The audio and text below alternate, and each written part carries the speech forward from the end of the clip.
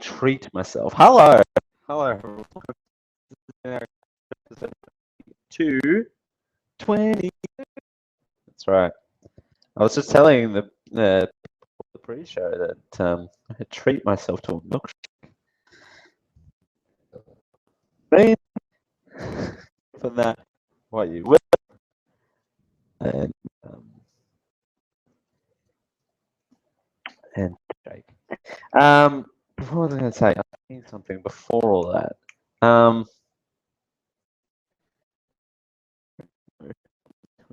Do something about a tasty treat. I don't know. Do the shake. Oh, starting a bit earlier. That's what it was. I was like a little bit early to do the shake, and people and their milkshake song. That shake song is still one of the great things that has ever come out of that Village People movie that I watched. By the way, I'm more me on that one. But anyway, going here, chat room's lined up, G Plus is all lined up. We're good to go. We're going to start on time. We're a little bit early, so that's fine. Everything's lined up.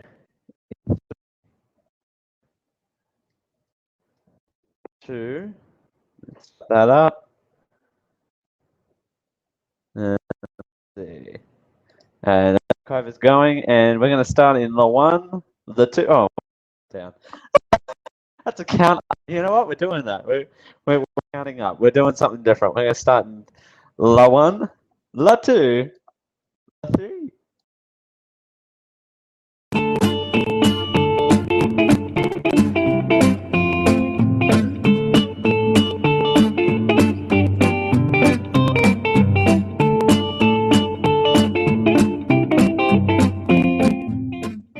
This is the Generic Live Show with Dale Campbell.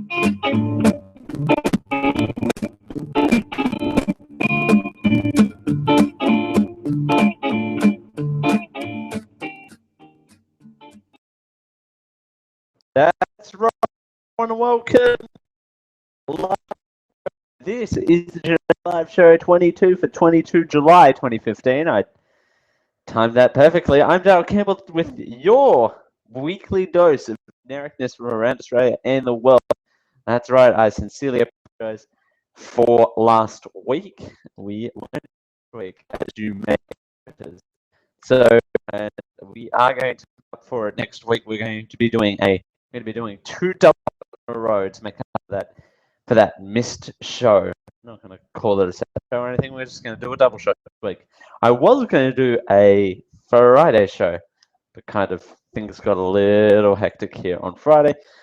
So I didn't do that, did I? So we're going to do a double shot next week, just to make life a little bit more easy. So you get the right amount of genericness. If you are watching this live podcast, you can send your questions via Google in the Q&A app, and you can send us some applause and what have you throughout the live broadcast. I need to share a story before we get started in the GM program for this evening, and it is jammed packed, and we're going to be geeking out a little bit here after the headlines with the Microsoft and Apple quarterly reportings. But a little bit of an anecdote, if you will, before the show. Of course, here in Australia, I'm such a shit to myself. And those people who watch me on the video or know me personally know that I'm not a person who can be perceived as a big eater. And I ordered in 2 pizzas tonight because I was feeling a bit. I feel like craving pizza. I'm craving a bit of a pizza. So I got online. Domino's, of course, I got in the mail today some coupons for Domino's.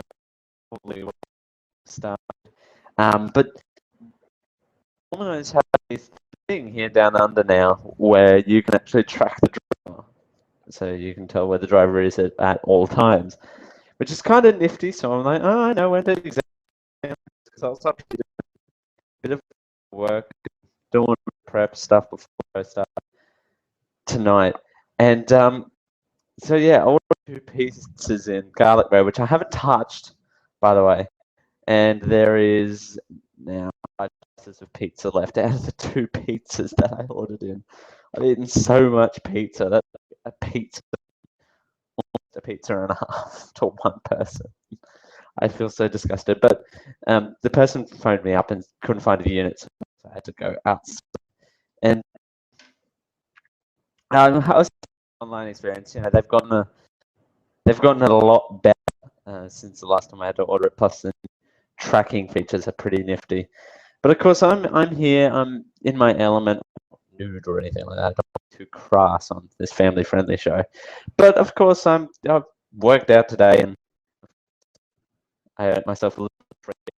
And of course, so I went out the front. I'm in the shirt that you can see now in the video, which is a Secret Identity Andrew Allen Trio shirt, which is amazing. Coverville Records shirt. And of course, I'm in baggy exercise. So I get these strange looks from across the road. They're looking at me. What are you doing? Because I'm greeting the people going, yeah, I had to sign them for the pizza. Going down. This is my. The driver drives off, and I got a wolf with the people across the street. So yeah, I got wolf whistled while picking up pizza. So that was a little boost to my egotistic. So pizza and a wolf whistle for the. And I wasn't impressed. And a t-shirt and a pair of exercise pants. So yeah, I'm glad some people you learn these things from around when you do things in the exercise. So yeah, that's a little thing, and I wanted to share my shame of almost eating 2 pizzas on my own today because I want you guys to share in the pain. Speaking of sharing in the pain, okay. Time for the headlines. On to the news!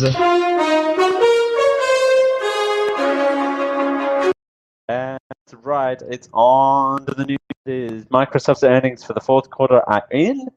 They show an operating loss of $2.1 billion despite $22.2 billion revenue. A lot was that announced right of Nokia and 7,800 job cuts that caused a $7.5 billion hit, because we all knew that was coming. But the other news is that revenue and operating income were slightly down from last year too. Microsoft sold 8.4 million Lumia phones in Q4 compared to 5.8 million last year. But revenue dropped 38%, 748 million. Revenue and net division dropped 22%, figure that attributed to XP's end of support cycle. The net loss in Q4 amounted to $3.2 billion, which Rebank reports is its biggest loss ever. This is and the new CEO changes approach to segments like hardware and the cloud. It made the revenue $188 million. It's the devil's stepfather.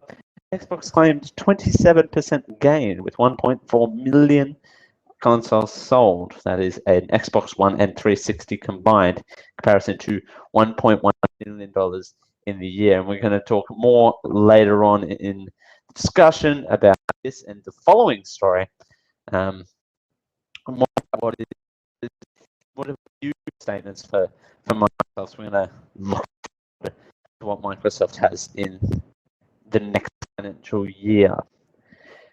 This following story is an Apple story, so be warned. There's an Apple story on its way. So that one hater who emailed me that time who hates Apple stories, this one's for you. As AEST try to read between the lines of today's financial update on how Apple watches Apple has sold, it may have looked, yes, of course, in the headlines, it's good and bad. But Apple's CEO Tim Cook, in a question and answer session following the release of quarterly figures, announced that the iPhone sales in Korea were up 200%, and that on the back of the iPhone 6 launch, users switching from Android to iPhone are an all-time high. As the IDC research director Francesco Jaramiro says that it means likely Apple is overtaking Samsung in its home market for the first time ever. But analyst Jan Dawson of Jackdaw Research picked the figures apart to calculate that Apple has made between $1 billion and $1.2 billion in revenue through the Apple Watch since the smartphone was released on April 24, which means that Apple has sold between 2 and 3 million watches. Other analysts estimate this to be $3 million and $1.4 billion in revenue. Jaramiro tweeted, quote, "Whatever estimates you have for the Apple Watch, one thing is for sure, Apple has made more watches in Q15 a smart watch and unquote." And of course, we have more Apple news coming up after the headlines as in about we have Apple stuff in about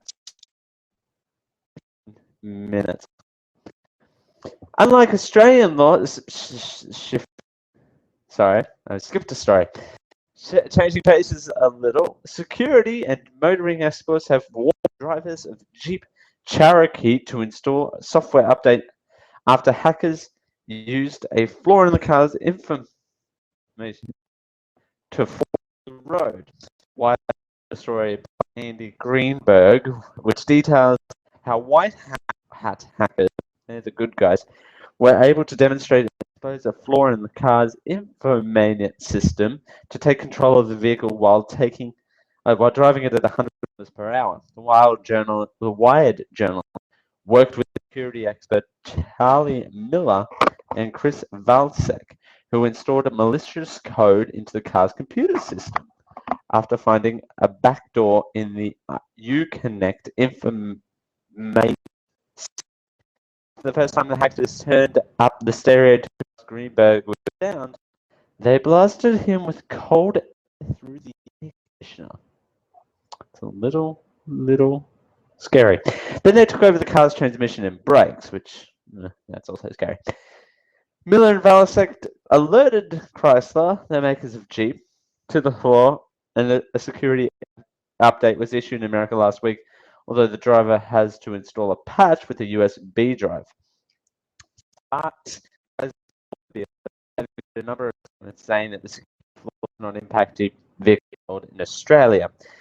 Quote, the FCAUSA was made aware of the potential issue within the Uconnect's external cellular connection on July 16th. Owners of the vehicles of the Uconnect feature were now resolved this wireless connection issue, the statement says. Scary. Now to more mockery of Australia's copyright retention laws, because that's always fun. Unlike Australian laws, which mandate the data retention for 2 years, British telecom providers were not required to retain data unless they have issued an official. Once the notice was, providers were being issued to retain everything from the mail records to call and SMS data. However, a judgment Friday,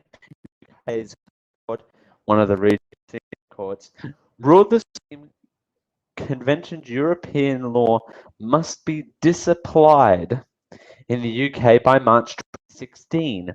The court found access to data under DRIPA was not sufficiently restricted and that the process leaked independent prior removal. The High Court decision united the reignited, the debate on digital civil liberties and government surveillance. It has significant impacts on data retention in Britain and Europe, as well as other countries with government-sanctioned data collection schemes such as Australia and US. In launch, Xbox One plays in May, but after 3 delays and a few platform uncertainties dating back to July 2012. The game, a realistic racing simulator from Need for Speed Shift developer Slightly Mad Studios, was supposed to launch well, but not going to happen according to and other outlets. Slightly Mad Studios creative director Andy Tudor confirmed the cancellation, noting that Project Cars, quote, is simply too much for the Wii U, according to the site. Quote, on the Wii U version of Project Cars, we no longer actively pursuing development. He does not meet how high standards nor intended version of the title on this platform, Tudor told GameSpot. Also, you know what they say about Texas? They make really good cruiser. And Texas is now home to the largest ranch in the US. 500,000 hectares currently for sale. And $725 million. Little Empire can be yours. Bloomberg has the insane inside story of the Rango Ranch, the US's largest ranch by acreage that's contained a single fence, and the broker Bernard, and I'm going to butcher this last name, Eurosets, who's trying to unload it.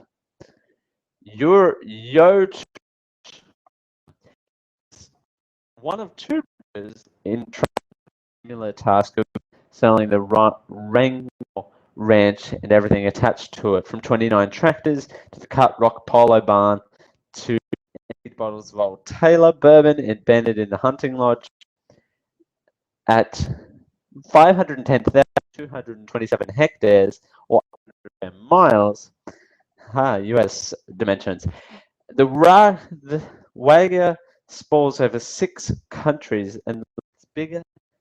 Counties, rather. That says countries. It should say counties. And it's bigger than Los Angeles and New York City combined. At almost $750 million, the asking price more than a quadruple.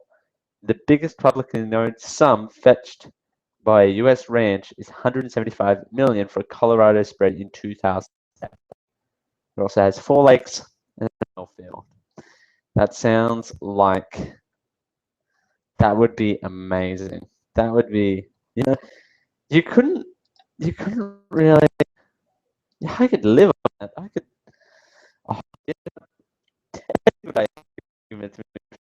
I might actually see what I have in PayPal, see if I have enough to go over to the US and try this right. I don't think I'd, but it's worth a start. And that, ladies and gentlemen, was lines. I can't because yep, I can't find the closing music to this. You know what we're gonna do? We're going to, yeah, I really can't find the. Yep, I can't find the. I'm gonna do play this instead. Yeah, that's the closing. The closing music headlines, and it's time for me to take a drink because it's hard doing a one-man show. You'll understand when you're older. Hey, Microsoft. So, I don't know Microsoft, but here's the thing. Microsoft, I understand Microsoft is trying to find a new direction. And by the way, their stock is up today to 47.28, up 0.77%. And I don't know. And it's important that Microsoft returned $6.7 billion shareholders in the form of share repurchases and dividends. You got to take that into consideration as well. Windows OEM revenue decreased 22%. Surface grew 117%. Xbox raised 27%. Search advertising, by the way, grew 21%. Office 365, excuse me. Office 365 subscribers up to 50.2, which is nearly 3 subscribers added into the new quarter. Commercial revenue up 4%, with cloud revenue growing 8%. Server products and services 4%. Dynamics revenue up 6%. Office commercial products and sales revenue up declined 4%. So and Windows financing revenue 8%. I have one theory, and I know I don't like doing theories much on this show because it's not really that factual, but theory was buying is declined because it's not readily available. So yeah, take that forward. So business outlook. So here is the business outlook. Microsoft will provide forward-looking guidance in connection with this earnings announcement on its earnings conference call and webcast. So that's what this is. Here's what its forward-looking statements, and this is what I really want to focus on for Microsoft, because this is a new direction for Microsoft. This is a new space that Microsoft is heading. It was not about, even last quarter, we were talking about a completely different Microsoft, a completely different company that was talking about, hey, we're focused on products, to now we're focused on getting a completely different thing. Like, we're now more focused on cloud and services and that sort of thing as well. And I mean, and to be available only on, to be a download and to be free for those who have Windows 8 and Windows 7. For that to be the new Microsoft under Satya Nadella, that is an amazing thing. But anyway, I digress. So forward-thinking statements. So here is Microsoft's forward-looking statement. So here's what they're looking forward to. Intense competitions in all Microsoft markets. Increasing focusing on services presents execution and competitive risks. Significant investments in new products and services that may not be profitable. That's an interesting one. Acquisitions may have effect on our business. Impairment of goodwill and authorized intangible access, causing significant changes to earnings. Which, okay, for those who aren't balance sheet nerds, that means you've got a certain amount in goodwill that you set aside. They're aiming to reduce that goodwill and try and not hinge on people giving the company is what that's meant to mean there. Where was I up to? Microsoft's continued ability to protect and earn revenues from its intellectual property rights. Claims to infringe intellectual property rights of others. The possibility of unauthorized of significant portions of Microsoft's security costs, cyber attacks, and security vulnerabilities in Microsoft products and services that could reduce revenue or lead to liability. So that's what they're trying to reduce that. outages, data losses, and disruptions to our online services if we fail to maintain an adequate operation structure. Regulation may limit how Microsoft designs its products. That could potentially happen. Australian, okay. Potential liability under trade protection corporation laws resulting in our international operations, Australia and the UK. Microsoft's ability to attract and retain talented employees. Unappreciated tax liabilities. Microsoft's hardware and software products that may experience quality or supply problems. Exposure to increasing economic and operational uncertainties from operating a global business, catastrophic events or geopolitical conditions that may disrupt our business, and adverse economic or market conditions may harm our business. So I don't. Here's the thing. So they handed out more dividends and that sort of thing as well to shareholders, but they lost 40 cents per share this time around as well. But I think here's the thing. If them changing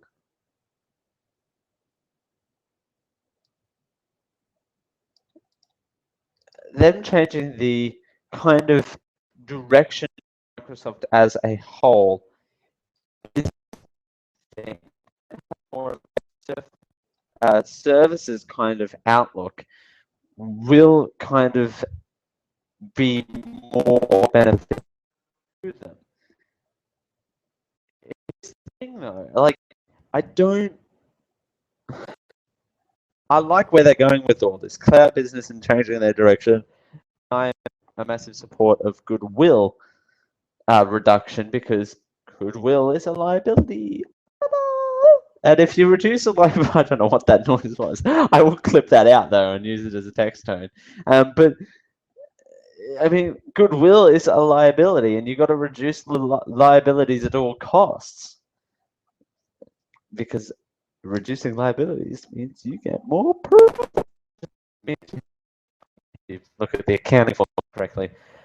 But off that and onto finish up here today because God, it's already been half my shameful story.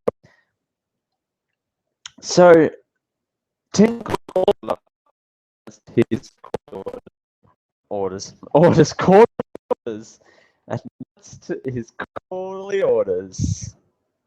Here we go. Announce your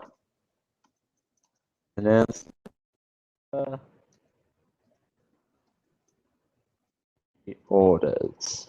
Got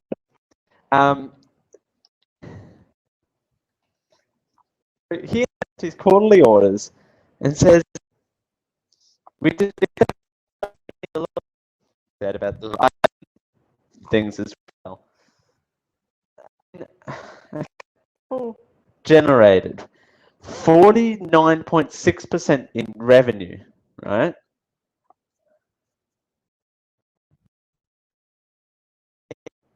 Predicted 49.4 that.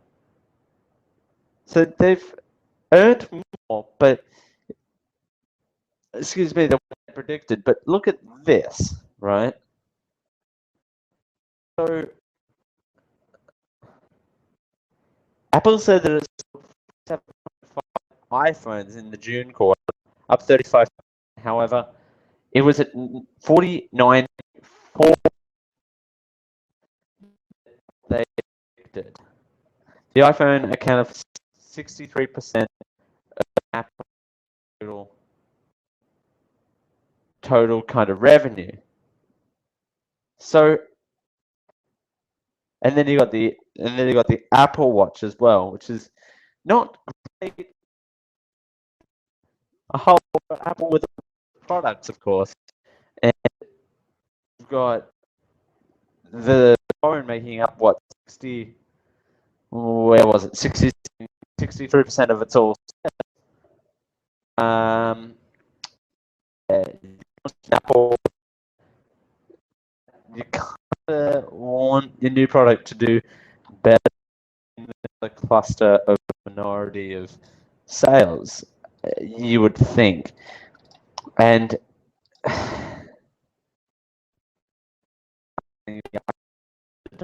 thing anyway, they really kind of revitalize it. I've been saying that for a year now, but anyway. So like we mentioned, well, I mean,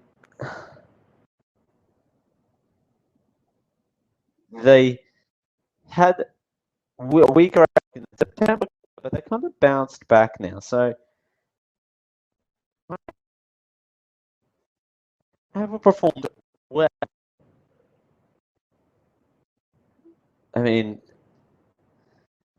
it's up on a few things, but the iPhone's normally around 50%. This article by CNET reports. It's now at 63%. Was at 59%. So it's up. It's up and it's down, but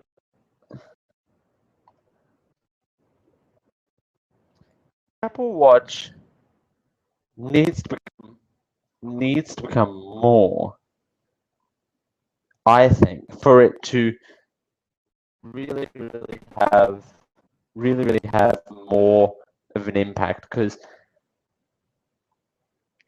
this thing just says, oh, we sold a lot of iPhones. Well, what about your Apple Watch? Well, we sold a lot of iPhones.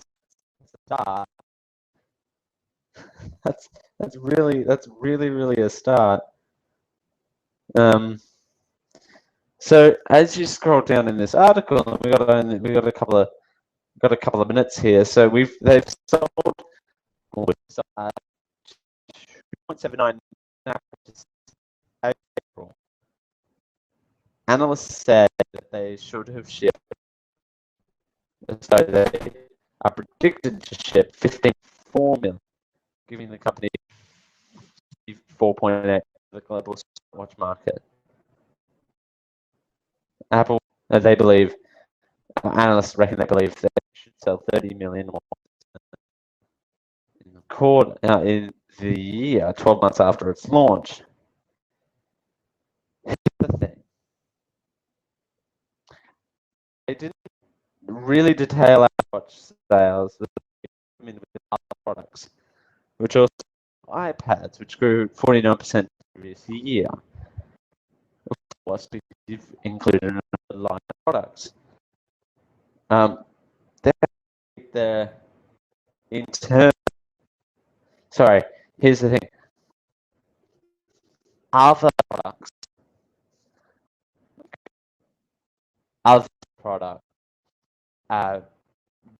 beat their predictions. Well, okay. Other products? What's that meant to mean? So I don't understand why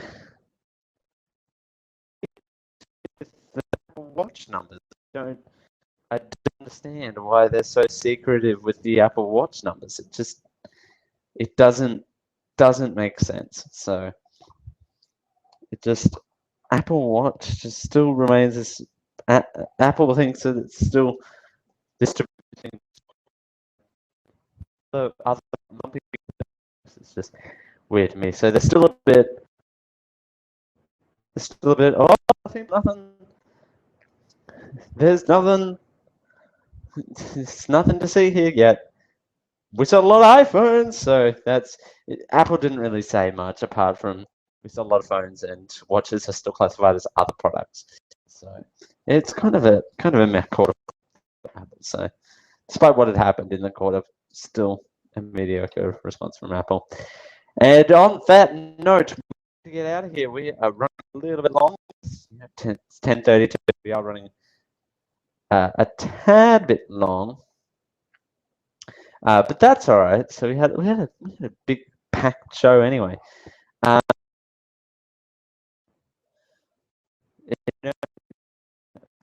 at media GLS-net/GS g+.to/generic live, youtube.com support that, patreon.com. Oh, that's right. We are a part of the Geeky network as well.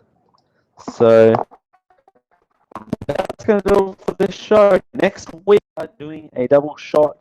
We're doing 2 double shots in a row because we missed a week. So we weren't meant to have, we're going to have 4 12 which. So next week, in for a double shot episode. So stay tuned for a full hour and a bit with me here, babbling on. And the week after that is also a double shot. The first Wednesday of every month is a double shot. It's a double shot of GLS. But that's going to do it for this. Thank you for joining us. And we hope to see you again next week. And yeah, it's really weird ending this. Feels too soon. Too soon. All right. Thank you everyone for joining us, and we'll see you all next time. Bye for now.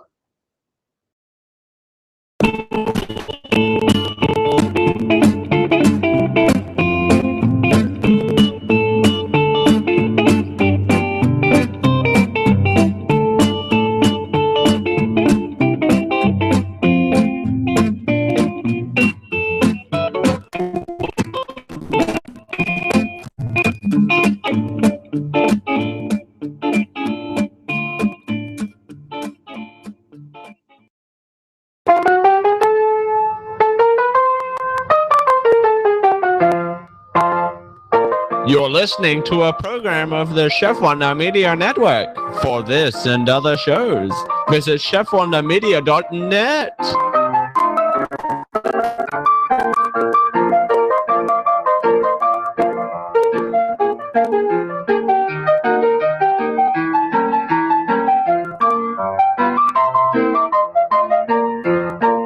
This has been a geeky production. Copyright 2015. Geek-IO. Geek and Geek